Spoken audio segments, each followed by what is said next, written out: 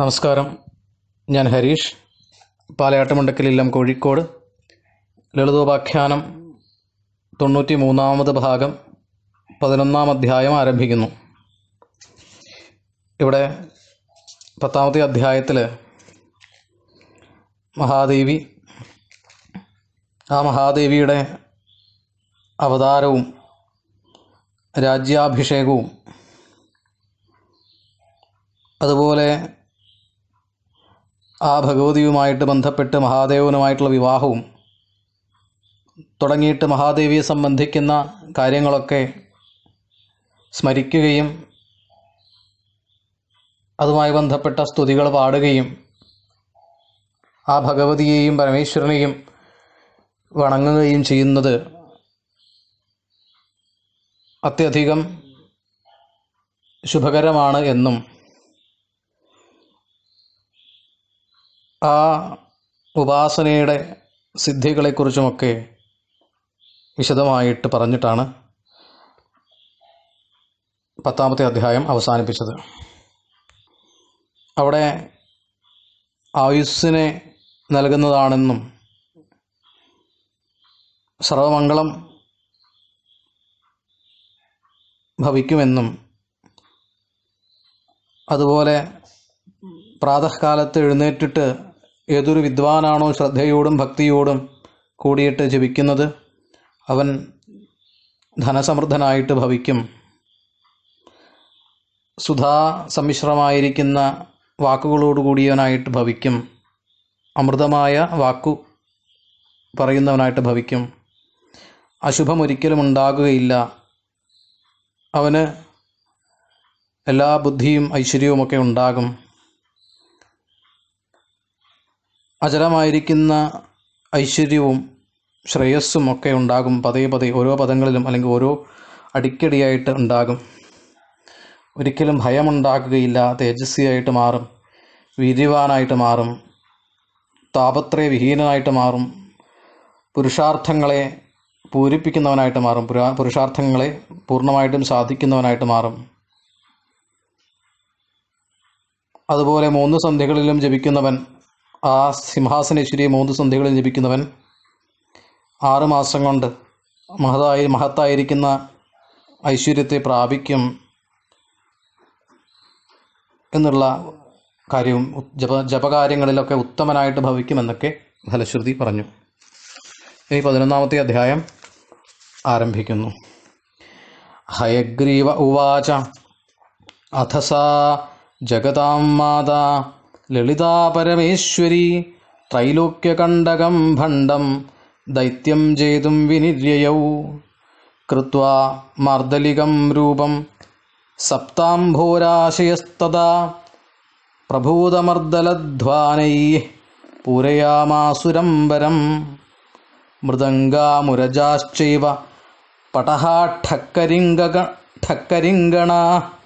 ശേലുകാ ഛല്ലരീ സംഘാ ഹുടുവാഘടാ ആനകാ പണവാശ്ചൈവ ഗോമുഖാശ്ചാർദ്ധചന്ദ്രകാ യവമധ്യാ മുഷ്ടിമധ്യാ മഡ്ഡവോ ഡിണ്ടിമാ അപി ഝർഝരാശ്ചരീതാലാസ്ത്വക്യാലിംഗ്യപ്രഭേദകാ ഊർധ്വകാശ്ചൈവ തമ്പോട്ടാ നിസ്സണ്ണാ ബർബരാ അപി ഹുങ്കാരാഃ കാകതുണ്ഡാശ്ച വാദ്യഭേദാസ്തഥാ പരേ ദധ്വനു ശക്തിസേനാഭി ആഹതാഃ സമരോദ്യമേ. ലളിതാ പരമേശാന്യാ അങ്കുശാസ്ത്രാൽ സമുദ്ഗതാ സംബൽക്കരീ നാമദേവി ചചാല സഹശക്തിഭിഃ അനേകകോടിമാതംഗ തുരംഗരഥപത്തിഭിഃ സേവിതാ തരുണാദിത്യപാടലാ സമ്പദീശ്വരീ മത്തമുദ്ദണ്ഡസംഗ്രാമരസികം ശൈലസന്നിഭം രണകോലാഹലം നാമ സാരുരോഹമദംഗജം താമന്വഗായയോ സേനാ മഹതീ ഘോരരാവിണീ ലോലാഭിഃ കേതുമാലാഭിഃ ഉല്ലിഖന്തി ഘനാഘനാൻ തസ്യാശ്ച സമ്പന്നാധായ പീനസ്തനസുസങ്കട കങ്കടോഘനസന്നാഹോ രുരുചേ വക്ഷസി സ്ഥിത കമ്പമാനാ ഖഡ്ഗലത വിരുജത്തൽക്കരേ ധൃത കുടില കാലനാഥസ്യ ഭുർഗുടീവ ഭയങ്കര ഉൽപാദവാദ സംവാദ ശാലിത ഇവ പർവ്വത താമന്വഗായിയുഃ കോടി സംഖ്യാത കുഞ്ചരോത്തമ. ഇങ്ങനെയൊക്കെ പറയുകയാണ്. അതായത് ഇവിടെ 11-ാമത്തെ അധ്യായം ആരംഭിക്കുന്നത് ഹയഗ്രീവൻ്റെ വാക്കുകളോട് കൂടിയിട്ടാണ്. എന്താണ് ഹയഗ്രീവൻ പറയണത് നോക്കൂ. ഹയഗ്രീവ ഉവാച, ഹയഗ്രീവൻ ഉവാച പറഞ്ഞു. എന്താണ് പറഞ്ഞത്? അഥ ജഗതാം മാതാ സാ ലളിതാ പരമേശ്വരി ത്രൈലോക്യകണ്ടകം ഭണ്ഡം ദൈത്യം ജേതും വിനിര്യയൗ. വിനിര്യയൗ എന്നാണ് പറഞ്ഞത്. വിനിര്യയൗ എന്ന് വെച്ചാൽ പുറപ്പെട്ടു പോയി, യയൗ എന്ന് വെച്ചാൽ പോയി, വിനിര്യയൗ അവിടെ നിന്നും പുറപ്പെട്ടു പോയി എന്ന് വെച്ചാൽ ആ മഹാദേവനോടൊപ്പം സുഖമായിട്ട് താമസിക്കുന്ന ആ ഒരു കാലഘട്ടത്തിൽ ഇങ്ങനെയുള്ള വാക്യങ്ങളെ കേട്ടിട്ട്, അതായത് നാരദനാൽ പറയപ്പെട്ട വാക്കുകളെ കേട്ടിട്ട്, ജഗതാം മാത, ജഗത്തിൻ്റെ മാതയായിരിക്കുന്ന, ഈ പ്രപഞ്ചത്തിൻ്റെ മാതയായിരിക്കുന്ന സാ ലളിതാ പരമേശ്വരി, ആ ലളിതാ പരമേശ്വരി ത്രൈലോക്യകണ്ടകം, ത്രൈലോക്യകണ്ടകനെ, 3 ലോകങ്ങളിലെയും കണ്ടകനായിരിക്കുന്ന അവനെ, ഭണ്ഡം ദൈത്യം, ആരാണ് ഭണ്ഡം എന്ന് പറയുന്ന ദൈത്യനെ, 3 ലോകങ്ങളുടെയും കണ്ടകനായിരിക്കുന്ന ഭണ്ഡം എന്ന് പറയുന്ന ദൈത്യനെ എന്ന അസുരനെ ജയിതും ജയിക്കുവാനായിട്ട് വിനിര്യയൗ അവിടെ നിന്ന് പുറപ്പെട്ടു. എന്നിട്ടോ തഥാ സപ്താംഭോരാശയ മാർദ്ദിലകം രൂപം കൃത്വാ പ്രഭൂതമർദ്ദലതധ്വാനൈ അംബരം പൂരയാമാസു. തഥാ അപ്പോൾ, എപ്പോഴാണ് ഈ ലളിതാംബിക, ലളിതാപരമേശ്വരി അവിടെ നിന്ന് പുറപ്പെട്ടപ്പോൾ, തഥാ അപ്പോൾ, സപ്താംഭോരാശയ, സപ്താംബസിൻ്റെ രാശികൾ എന്ന് വെച്ചാൽ എന്താ? അംബസ് സമുദ്രം, സപ്താംബസ് സപ്തസമുദ്രം, 7 സമുദ്രങ്ങളുടെ രാശികൾ. മാർദ്ദിലകം രൂപം കൃത്വ, മാർദ്ദിലക രൂപത്തെ ധരിച്ചുകൊണ്ട്. മാർദ്ദിലകം എന്ന് വെച്ചാൽ മദ്ദളം വായിക്കുന്ന ആളുകളാണ് മാർദ്ദിലകന്മാർ. അങ്ങനെയുള്ള മാർദ്ദിലകന്മാരുടെ, മദ്ദളം വായിക്കുന്ന അവരുടെ രൂപങ്ങളെ ധരിച്ചിട്ട് പ്രഭൂതമർദ്ദലാധൻധ്വാനൈ, പ്രഭൂതമർദ്ദലാധ്വാനൈ, പ്രഭൂതമായിരിക്കുന്ന മർദ്ദലത്തിൻ്റെ ശബ്ദം കൊണ്ട്. എന്നുവെച്ചാൽ എന്താ? വളരെയധികം ഉയർന്ന മദ്ദളത്തിൻ്റെ ശബ്ദം കൊണ്ട് അംബരം പൂരയാമാസു, അംബരത്തെ പൂരിപ്പിച്ചു. അംബരം എന്ന് പറഞ്ഞാൽ ആകാശം, ആകാശത്തെ പൂരിപ്പിച്ചു. പൂരയാമാസു എന്നുവെച്ചാൽ ആ മദ്ദളക്കാരുടെ വേഷം കെട്ടിയിട്ട്, അല്ലെങ്കിൽ മദ്ദളക്കാരുടെ രൂപത്തോട് കൂടിയിട്ട് സപ്തസമുദ്രങ്ങൾ മദ്ദളവുമൊക്കെ എടുത്തുകൊണ്ട് ഭയങ്കരമായ മദ്ദളത്തിൻ്റെ ശബ്ദം ആ സമയത്ത് പുറപ്പെടുവിച്ചു. എന്ന് വെച്ചാൽ ഭയങ്കരമായ മുഴക്കം ആ സമയത്തുണ്ടായി. അതുപോലെ മൃദംഗ മുരജ ച ഏവ പടഹ ഠക്കരീം ഗണ ശേലുക ഝല്ലരീ സംഘ ഹുടുക്ക ഹുടുവാഖട. എന്താണ്? മൃദംഗങ്ങൾ. അതുപോലെ മുരജാച ഏവ, മുരജങ്ങൾ എന്നുവെച്ചാൽ മുരശ് എന്നർത്ഥം. മുരശ് എന്ന് പറയുന്നൊരു ഉപകരണം, വാദ്യോപകരണം. ആ മൃദംഗങ്ങളും മുരജങ്ങളും, അതുപോലെ പടഹങ്ങളും, പടഹം എന്ന് വെച്ചാൽ പെരുമ്പറയും, ഠക്കരിയെയും, ഠക്ക എന്ന് പറയുന്നൊരു ഉപകരണം, വാദ്യോപകരണം. ഠക്കരിങ്കണ അങ്ങനെയാണല്ലോ, ഠക്കരിങ്കണ. ഠക്കയെയും റിങ്കണത്തെയും, ഠക്ക എന്ന് പറയുന്ന ആ വാദ്യോപകരണത്തെയും റിങ്കണ എന്ന് പറയുന്ന വാദ്യോപകരണത്തെയും, ശേലുകങ്ങളെയും, അതുപോലെ ഝല്ലരി സംഘ, ഝല്ലരികളുടെ സംഘങ്ങളെയും, ഹുടുക്കയും എന്നുവെച്ചാൽ ഉടുക്ക് എന്നർത്ഥം, ഉടുക്കുകളും, വാഘട ഹുടുവാഘടങ്ങളും അതുപോലെ ആനകങ്ങളും പണവാച്ചൈവ പണവങ്ങളും ഗോമുഖങ്ങളും അർദ്ധചന്ദ്രകങ്ങളും എന്നുവെച്ചാൽ അർദ്ധചന്ദ്രാകൃതിയിലുള്ള ഒരു തരം വാദ്യ ഉപകരണവും യമവദ്യങ്ങളും മുഷ്ടിമധ്യങ്ങളും മഡ്ഢുക്കളും ഡിണ്ടിമങ്ങളും ഡിണ്ടിമങ്ങളും എന്നർത്ഥം ഝർജരങ്ങളും ചർച്ചരീതാലങ്ങളും ചർച്ചരീതാലം എന്ന് വെച്ചാൽ ഇലത്താളം എന്നുള്ള അർത്ഥമാണ്. അംഗ്യാലിംഗ്യപ്രഭേദങ്ങളും എന്നുവെച്ചാൽ അംഗത്തിൽ വെച്ച് വായിക്കുന്ന ഉപകരണങ്ങളും ആലിംഗനം ചെയ്തുകൊണ്ട് വായിക്കുന്ന ഉപകരണം, ശരീരത്തോട് ആലിംഗനം ചെയ്തുകൊണ്ട് വായിക്കുന്ന ഉപകരണങ്ങളും അതുപോലെ ഊർധ്വങ്ങൾ ഉയർത്തി പിടിച്ചുകൊണ്ട് ഉപയോഗിക്കുന്ന വാദ്യങ്ങളും തമ്പോട്ട എന്ന് വെച്ചാൽ തമ്പോട്ട അതൊരു വാദ്യോപകരണം, അങ്ങനെയുള്ള വാദ്യവും നിസ്സണങ്ങളും നിസ്സണം എന്ന് വെച്ചാൽ തിമില എന്നുള്ള അർത്ഥമാണ്. ബർബരങ്ങളും ഹുങ്കാര ഇങ്ങനെയുള്ള വാദ്യോപകരണങ്ങളൊക്കെ ഹുങ്കാര ശബ്ദം പുറപ്പെടുവിച്ചുകൊണ്ട് ഉള്ള ഹുങ്കാര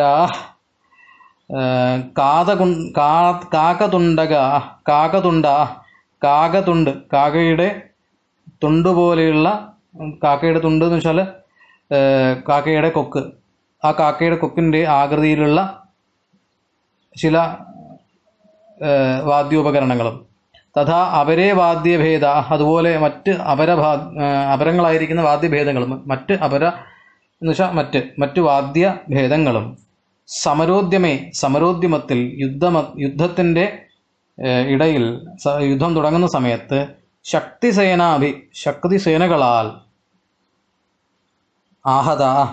ആഹതം ചെയ്യപ്പെട്ടു എന്ന് വെച്ചാൽ മുഴക്കി എന്നർത്ഥം. എന്താ ദധ്വനു മുഴക്കത്തോട് കൂടിയിട്ട് ദധ്വനു ശബ്ദിച്ചു. അപ്പോൾ ആ ഭഗവതിയുടെ സേനകൾ അവരുടെ കയ്യിലുള്ള പലതരത്തിലുള്ള വാദ്യോപകരണങ്ങൾ, ഇവിടെ അനേകം വാദ്യോപകരണങ്ങളെ കുറിച്ച് പറഞ്ഞു. അതിൽ പലതും നമുക്ക് അറിയാത്ത വാദ്യോപകരണങ്ങളാണ്. എന്തായാലും ഈ യുദ്ധവുമായി ബന്ധപ്പെട്ട് യുദ്ധകാഹളം മുഴക്കുക എന്ന് പറയാറുണ്ടല്ലോ, ആ സമയത്ത് മുഴക്കുന്ന ഉപകരണങ്ങളാണ് ഈ ഉപകരണങ്ങളൊക്കെ. അതായത് ഇടയ്ക്കല്ല പെരുമ്പറ, അതുപോലെ കുഴലുകൾ, ഇലത്താളങ്ങൾ, കുഴിത്താളങ്ങൾ, ചേങ്ങില, ബാൻഡ് മേളം, അങ്ങനെ അനവധി ഉടുക്കുകൾ, അങ്ങനെ അനവധി ഭീകരമായ ശബ്ദത്തോടു കൂടി മുഴങ്ങുന്ന വാദ്യോപകരണങ്ങളെ കൊണ്ട് അവിടെ ശബ്ദം ഉണ്ടാക്കി യുദ്ധത്തിനുള്ള ആരംഭം കുറിക്കുകയാണ് അവിടെ ചെയ്യുന്നത്. എന്നിട്ട് പറയുകയാണ്, ലളിതാ പരമേശ്യാന്യ അങ്കുശാസ്ത്രാത് സമ്പൽക്കരീ നാമ ദേവി സമുദ്ഗത. എന്താ ലളിതാ പരമേശ്വരിയുടെ എന്നുവെച്ചാൽ ലളിതാ പരമേശ്വരൻ്റെ സ്വന്തമായിരിക്കുന്ന എന്നുള്ള അർത്ഥത്തിലാണ് പരമേശാനി. അപ്പോൾ ആ ലളിതാ പരമേശാനിയുടെ എന്നുവെച്ചാൽ ലളിതാ ദേവിയുടെ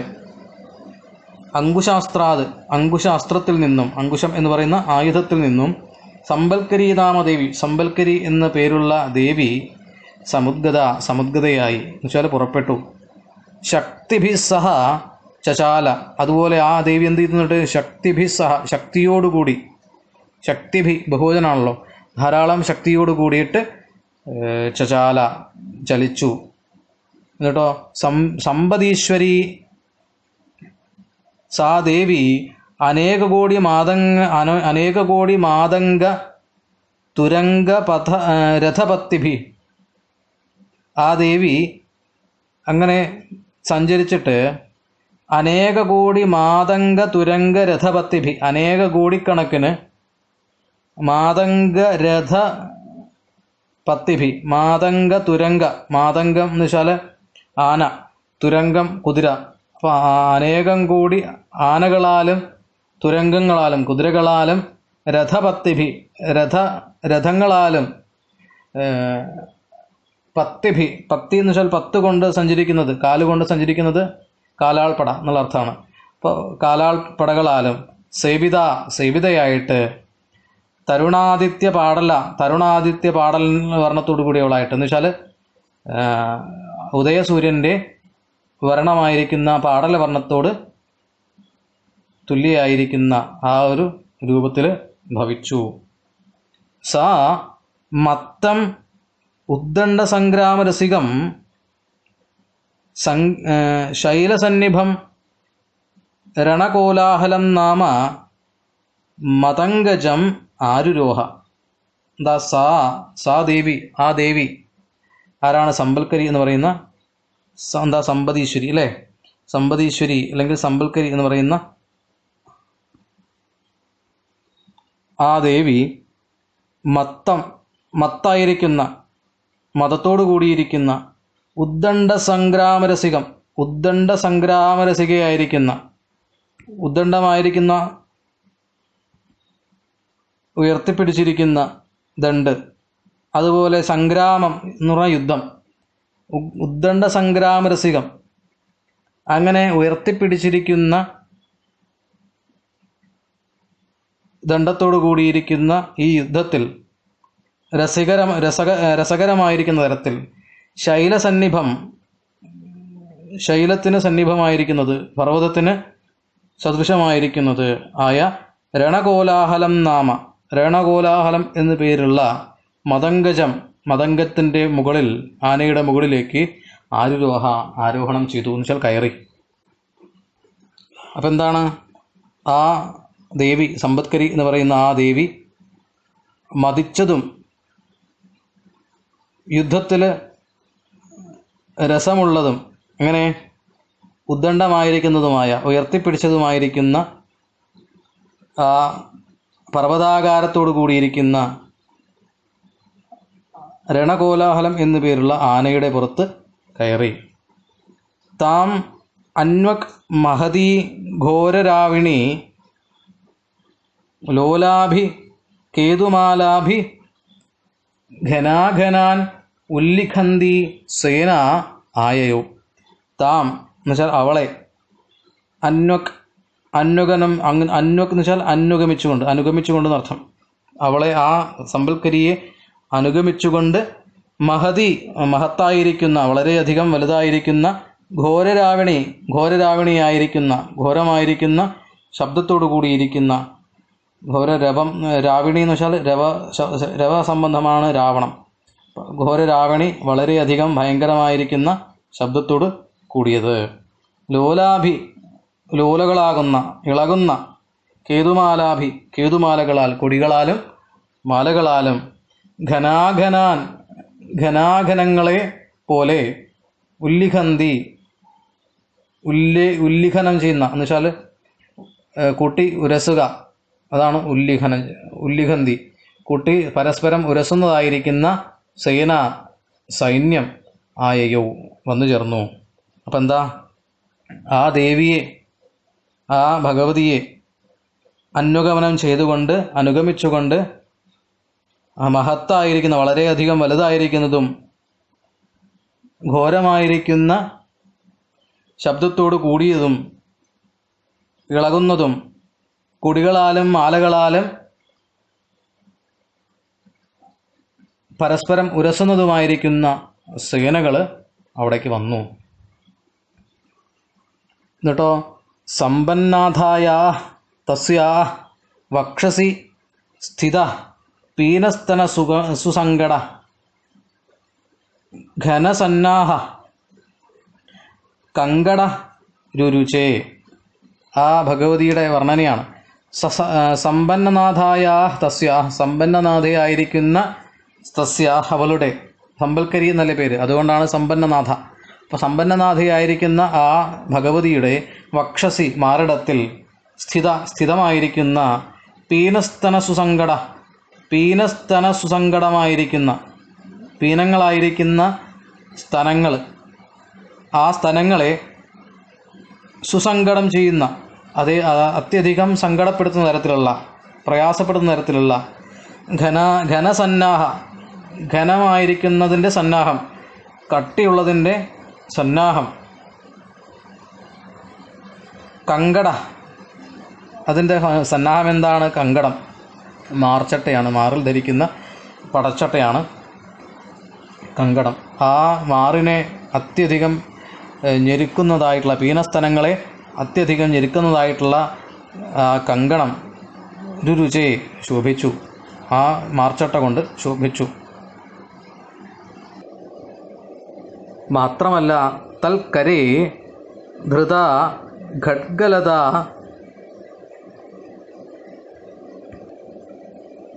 കുടില കാലനാഥസ്യ ഭുർഗുടി ഇവ ഭയങ്കര കമ്പമാന വ്യരുചത്.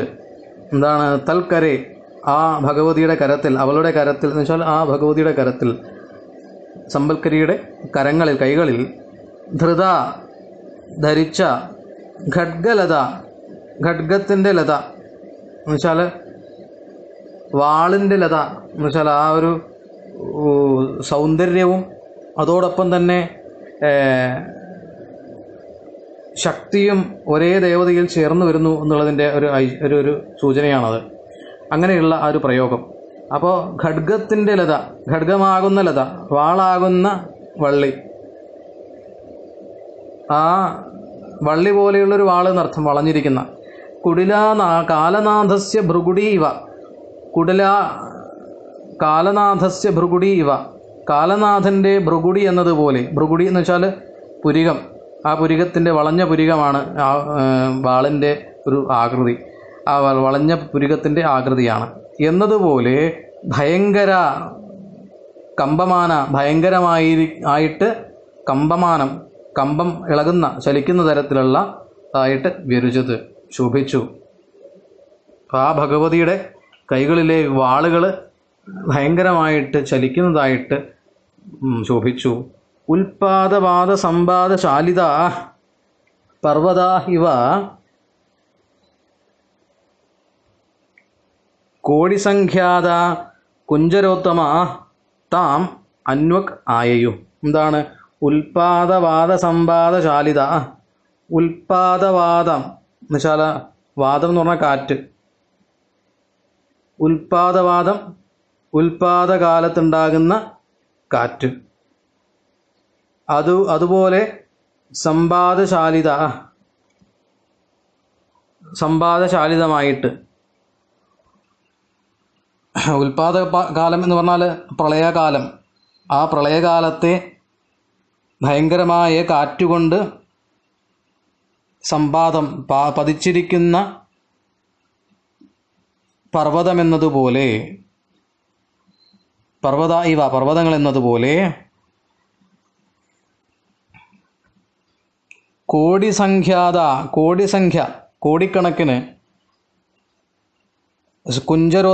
കുഞ്ചരോത്തമന്മാർ, ഗജേന്ദ്രന്മാർ എന്ന് വെച്ചാൽ ഉത്തമന്മാരായിരിക്കുന്ന ആനകൾ, താം അന്വക് ആയയു, താം അവളെ, അന്വക് അനുസരിച്ചുകൊണ്ട്, ആയയു വന്നു. അപ്പോൾ ഉത്പാദവാദ സമ്പാദമായിരിക്കുന്ന പർവ്വതങ്ങൾ എന്നതുപോലെ പ്രളയകാലത്ത് ഭയങ്കരമായിട്ടുണ്ടാകുന്ന കാറ്റിനാൽ ഇളക്കി മറയ്ക്കപ്പെട്ട പർവ്വതങ്ങളെപ്പോലെയുള്ള ഗജേന്ദ്രന്മാർ ആ ഭഗവതിയെ അനുഗമിച്ചു വന്നു എന്നാണ് പറഞ്ഞത്. തുടർന്നുള്ള ഭാഗം അടുത്ത ദിവസങ്ങളിൽ പറയാം.